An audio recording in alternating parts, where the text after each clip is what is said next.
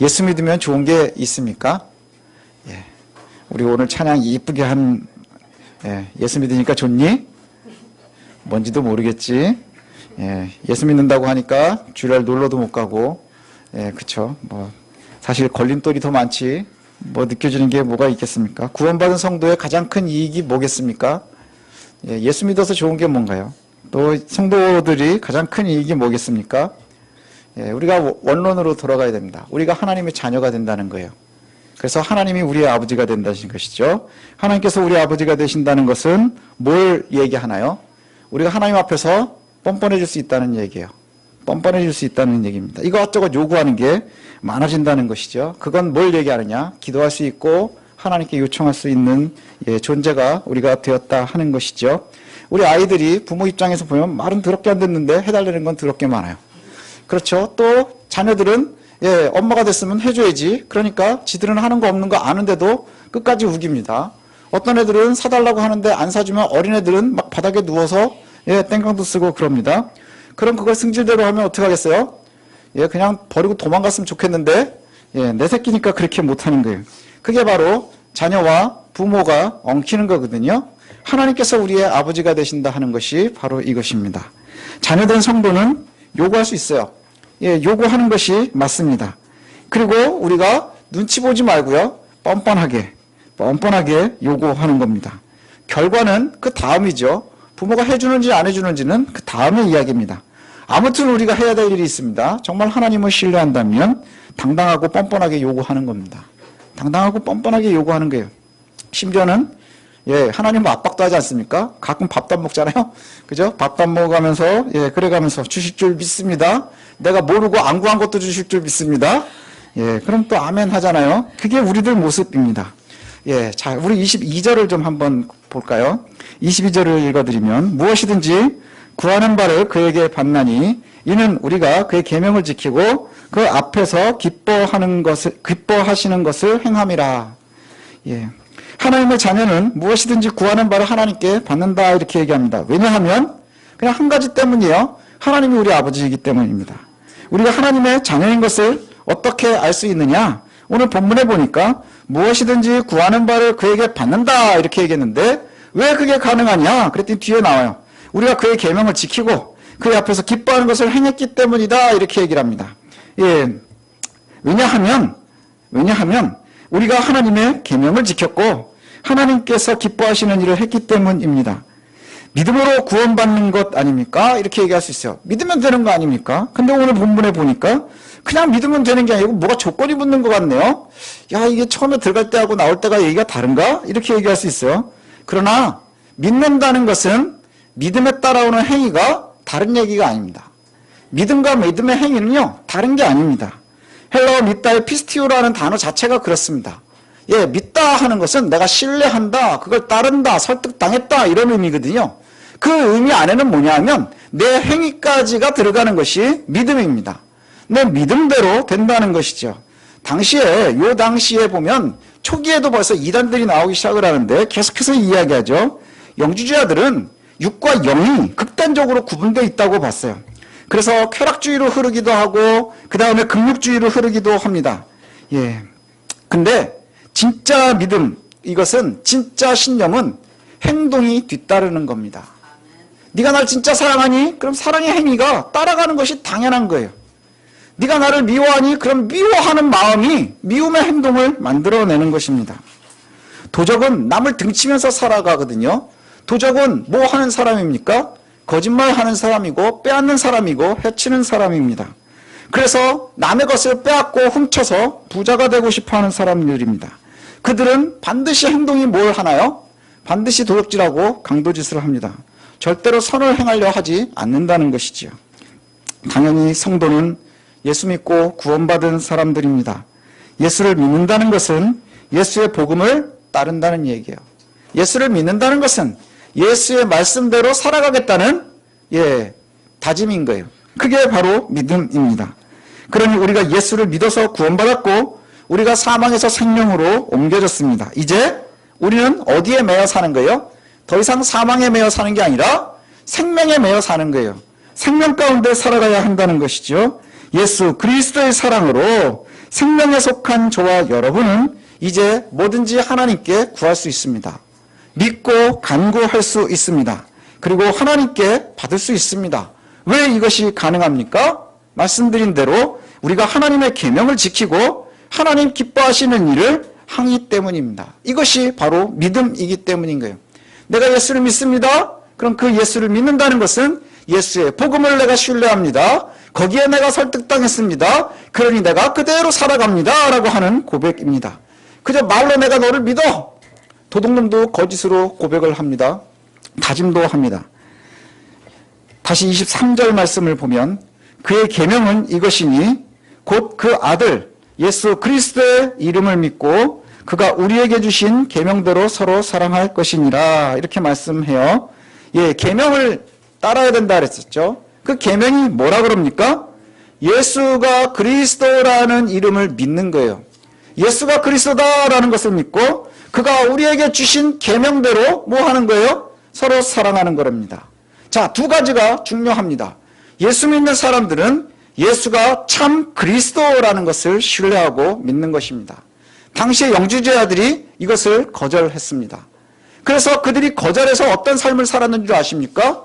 쾌락주의로 흘러가는 거예요. 그리고 교회에 분란을 일으키는 거예요. 서로 사랑이 결핍되어 있어서 늘 서로 으르렁대고 싸우는 일들이 바로 그들의 모습이었습니다. 다르지 않아요. 믿음과 삶과 행동은 따로따로 가는 게 아니라는 거예요. 믿음이 곧 믿음의 행위와 하나라는 것이죠. 오늘 본문을 다시 읽어드리면 그의 계명은 이것이니 곧 그 아들 예수 그리스도의 이름을 믿고 그가 우리에게 주신 계명대로 서로 사랑할 것이니라. 하나님의 아들 예수 그리스도를 믿고 그가 우리에게 주신 계명 뭐죠? 서로 사랑하라 하는 명령을 따르는 겁니다. 우리가 예수를 믿는다고 입으로 아무리 떠들어도 내 삶이 미움으로 가득 차 있으면 의미가 없는 거예요. 우리의 믿음이 증명되어야 합니다. 제 말이 아니고요. 성경이 그렇게 얘기합니다. 우리는 반드시 하나님 앞에 서서 우리의 것을 달아볼 날이 생길 거예요. 그 날에 우리가 어떻게 해야 될까요? 기쁨으로 나아갈 수 있느냐? 두려움으로 나아갈 것이냐? 증명되어야 할 겁니다. 어떻게 증명합니까? 16절에 이렇게 얘기를 합니다. 그가 우리를 위하여 목숨을 버리셨으니 우리가 이로써 사랑을 알고 우리도 형제들을 위하여 목숨을 버리는 것이 마땅하니라. 예. 야, 이거 사기당했다 이런 생각이 들 거예요. 아, 예수 믿으면 구원받는다며. 믿기만 하면 된다며. 믿으니까 또 뭘 해야 되는 게 있다며. 그게 뭔가 하고 따져보니까 점점 일이 커지는 거예요. 뭐냐? 예수님이 우리를 위해서 목숨을 버리셨으니 니네들도 그래야 돼. 이렇게 말씀하시는 거예요. 야, 너희들이 목숨을 버려야 돼. 형제를 위하여 목숨을 버리는 것이 마땅하다. 예수께서 목숨을 버리고 그 사랑으로 우리를 사망에서 생명으로 옮기셨습니다. 여기까지는 너무 은혜롭거든요. 근데 그 뒤가 조금 껄끄럽습니다. 우리가 그리스도의 사랑으로 사망에서 생명으로 옮겨졌으니 이제 우리도 마땅히 그 뒤를 따라가야 된다는 거예요. 목숨을 버리는 것이 마땅하다 이렇게 얘기하거든요. 마땅하다. 너무 부담스럽잖아요. 그래서 제가 사전을 찾아봤어요. 국어 사전을 찾아보니까 사전의 의미가 이렇게 되어 있더라고요. 행동이나 대상 따위가 일정한 조건에 어울리게 알맞다.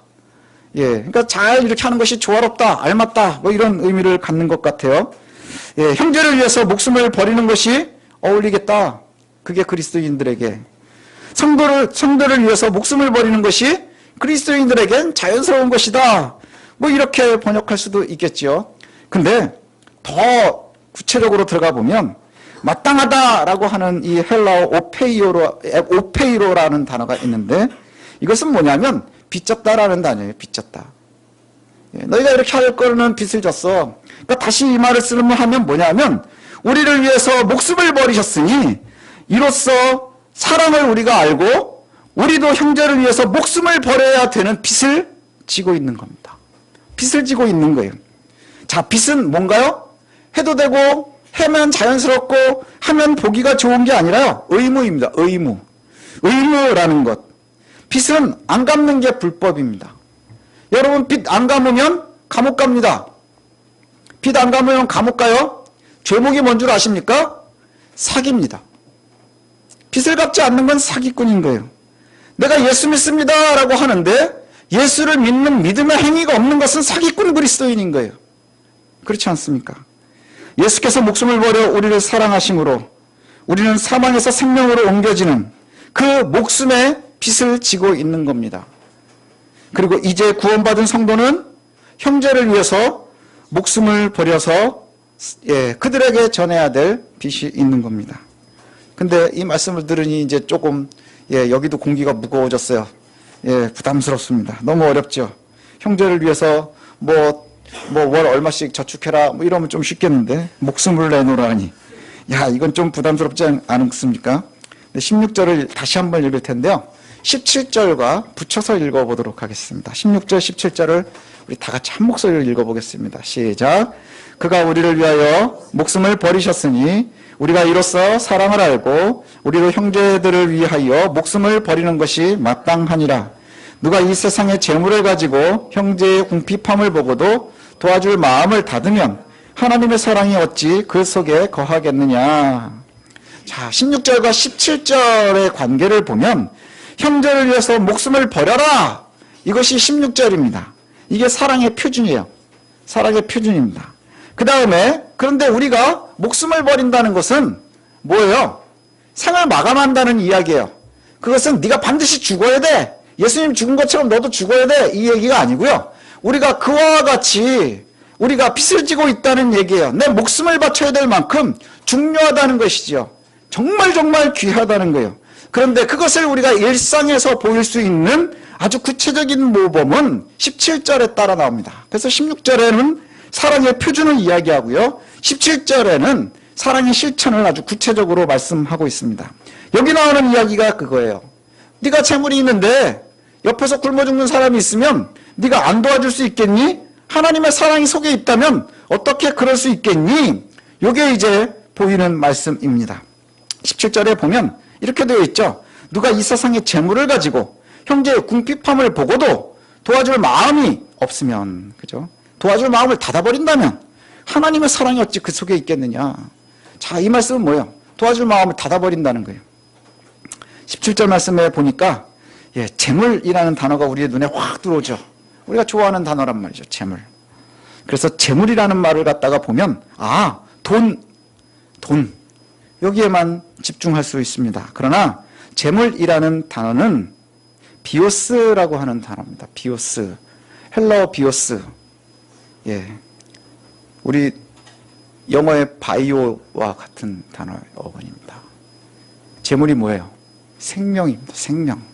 그게 재물이라고 번역이 되어 있는데 재산보다는 오히려 어떤 의미를 갖느냐? 생명, 우리의 인생, 삶, 이것을 갖다 얘기하는 거예요. 그리고 뒤에 따라 나오는 단어가 재물. 왜냐하면 재물이 우리의 생명과 연관되어 있기 때문에 삶의 생존의 의미가 연결되어 있기 때문입니다. 자, 그러면 이제 우리가 더 구체적으로 알 수 있겠죠. 예수 그리스도의 십자가의 사랑으로 사망에서 생명으로 옮겨졌습니다. 그리고 참 생명을 소유했는데 내 형제가 아직도 복음을 알지 못한다면 어떻게 하는 것이 맞습니까? 이 얘기를 하고 있는 거예요. 재물이라는 것이 단순하게 돈으로 사람을 돕는 것, 이것은 어찌 보면 우리가 굉장히 쉬울 수 있습니다. 그렇지 않습니까? 수혜가 났대요. 그러면은 그냥 얼마 이렇게 보내는 것 너무너무 쉬울 수 있습니다. 그런데 정말 중요한 것은 뭐냐? 내가 가지고 있는데 내가 구원받아 보니 예수 믿고 구원받는 것이 얼마나 중요한지를 알았는데 아직 궁핍한들이 있는 거예요. 어떤 사람들입니까? 그리스도의 복음을 알지 못하는 사람이 있어요. 내 형제 중에 아직도 사망에 매여 있는 사람들이 있단 말이에요. 나는 이제 생명으로 옮겨졌는데 아직도 사망 가운데 있는 사람들이 있는데 그 사람들을 보면서 그들에게 내가 빚을 갚을 그 마음이 닫혀진다면 네가 어찌 하나님의 사람이라고 얘기할 수 있겠느냐라고 얘기하고 있는 거예요. 굉장히 두려운 말씀이죠. 우리가 하나님께 기도해서 뭔가를 받는다 하는 것, 그것은 조건이 뭐라 그랬어요? 우리가 하나님의 자녀여야 되는 거예요. 우리가 하나님의 자녀일 때 하나님께 위풍당당하게 요구하는 겁니다. 모든 것을 다 요구하면서 아주 때로는 뻔뻔할 수도 있는 거예요. 왜 그러느냐? 우리가 그의 자녀이기 때문입니다. 근데 뻔뻔하게 우기다가 보니까 우리 아버지랑 비슷하게 생긴 남이 아저씨인 거예요. 그런 성도들이 많이 있을 수 있습니다. 우리가 어렴풋이 하나님만 알고 있으면 우리는 하나님께 기도해서 뭔가 받는 것 참 좋아합니다. 그것 때문에 예수 믿기도 하죠. 그래서 기도도 열심히 합니다. 때로는 밥도 굶어가면서 잠도 자지 않아가면서 기도합니다. 그때 자주 요구하는 게 뭔 줄 아십니까? 제일 많이 요구하는 게 뭐예요? 돈, 큰 차, 큰 집, 명예, 권력, 자녀 입시 뭐 이런 거 아닙니까? 거기에 우리가 예민하게 있는 거예요. 그런데 그것을 요구하는 거지만 더 중요한 게 뭐예요? 사는 겁니다. 삶, 생명, 이것이 중요하다는 거예요. 우리가 하나님께 이것들 구할 수 있습니다. 큰 차 구하십시오. 예, 정직하게 벌면서 하나님, 내가 좀 살면서 조금 풍요로웠으면 좋겠습니다. 내가 열심히 사는데 잘 되지 않네요. 하나님께 요구하세요. 당당하게 요구하세요. 진상을 부려서라도 요구하십시오. 그러나 우리가 자격을 갖추는 건 먼저 되어야 하는 겁니다. 자녀라는 증거가 뭐예요? 하나님의 계명을 지키고 하나님께서 기뻐하시는 일을 하는 겁니다. 하나님께서 기뻐하시는 일이 뭐라고 자꾸 요구해요? 사랑하는 거거든요. 사랑하는 거예요. 내가 가지고 있는 이것이 너무너무 좋은데 네가 갖는 건 싫어. 그건 사랑 아닙니다. 내가 가지고 있는 게 이게 너무너무 좋으니 네가 가졌으면 좋겠어. 이게 바로 사랑입니다. 제가 예전에 그런 이야기를 들었어요. 세상에서 제일 슬픈 사람이 누군 줄 아십니까? 맛있는 음식으로 혼자 먹는데 아무도 생각이 나지 않는 거예요. 기가 막힌 풍경을 보고 있는데 생각나는 사람이 없는 거예요. 보통 사랑하는 사람들은 어떻습니까? 너무너무 맛있는 걸 먹으면 야, 이거 우리 애 데리고 와서 다음에 먹었으면 좋겠다. 기가 막힌 걸 보고 있으면 야, 누구랑 같이 와서 이걸 같이 봤으면 좋겠다. 그게 정상이라는 거예요. 참 생명을 경험하셨습니까, 여러분이? 그럼 아직 모르는 이들에게 야, 그와 함께 있었으면 좋겠는데 이게 정상이라는 거예요. 그렇지 않으면 그런 것이 전혀 없으면 너무너무 나는 모르지만 불행한 성도라는 것이죠. 요한일서 3장 22절을 다시 한번 제가 읽어드리겠습니다. 무엇이든지 구하는 바를 그에게 받나니 이는 우리가 그의 계명을 지키고 그 앞에서 기뻐하시는 것을 행함이라. 정말 참으로 신뢰한다는 것은 증명하는 겁니다. 증명하는 겁니다. 그리스도께서 형제를 사랑해야 한다라고 말씀하셨습니다. 또 내가 가진 것을 이웃에게 나눠야 된다라고 말씀하셨습니다. 내가 가진 가장 좋은 생명을 나누는 것이 참으로 중요합니다. 목숨을 내놓는다는 것은 나에게 가장 소중하고 중요한 것을 내놓는다는 의미입니다. 저와 여러분들이 그렇게 살아야 될 줄로 압니다. 예, 이것이 바로 사랑입니다. 예, 이것이 바로 사랑입니다. 요즘에 뉴스를 보면 이제 우리 딸 가진 아빠들은 뉴스 보면서 무서울 때가 너무 많아요. 요즘에 이제 가끔 나오는 게 데이트 폭력, 뭐 이런 얘기들 많이 나오죠. 데이트 폭력이 진짜 슬픈 게 뭔 줄 아십니까? 사랑해, 사랑해 하면서 때리는 거예요. 그죠? 데이트 폭력이 그겁니다. 나 너 사랑해. 그러면서 때리는 거예요. 그게 사랑입니까? 그거 아니라는 거예요. 입술로만 사랑하는 건 사랑이 아닙니다. 사랑은 증명해 보여야 됩니다. 예, 믿음도 마찬가지입니다. 때로 내게 가장 좋은 것을 나누려고 할 때 세상은 우리를 미워하기도 합니다. 예, 이게 이제 오늘 본문의 처음 시작입니다. 왜냐? 가장 좋은 것, 사망에서 생명으로 옮겼는데 그게 세상 사람들이 보기엔 그닥 매력적이지 않을 수 있거든요. 자꾸 나누려고 하면 강요하는 것 같아 보이기도 하고 때로는 귀찮기도 하죠. 그래서 세상이 우리를 미워할 수 있습니다. 이상하게 여기지 마십시오. 그게 당연한 거다 이렇게 말합니다. 아직 예수를 모르는 세상에 속한 사람들은 그리스도의 생명을 소유하지 못했고 알지 못하기 때문이라 그렇게 이야기하고 있습니다. 당연한 것이고 자연스러운 것이죠. 그럼에도 불구하고 저와 여러분은 구원받은 백성들입니다. 하나님의 사랑을 알고 있는 사람들입니다. 그러면 내 옆에 내가 사랑하는 사람이, 내가 사랑을 전해야 될 사람이 아직도 생명 가운데 있지 못하고 사망 가운데 있는데 그에게 생명을 전할 마음을 갖는다면 가짜일 수 있다는 거예요. 그러지 말아야 된다는 것이죠. 사랑과 생명을 나누는 것, 이것이 바로 사랑입니다. 그것이 바로 예수 그리스도께서 십자가에 달려 죽으시며 우리에게 나누어 주신 것입니다. 그것 때문에 저와 여러분이 아무 공로 없음에도 사망에서 생명으로 옮겨졌습니다. 그 생명을 이웃에게 전하는, 사랑을 선포하는, 사랑을 행하는 저와 여러분들 되시기를 소원합니다.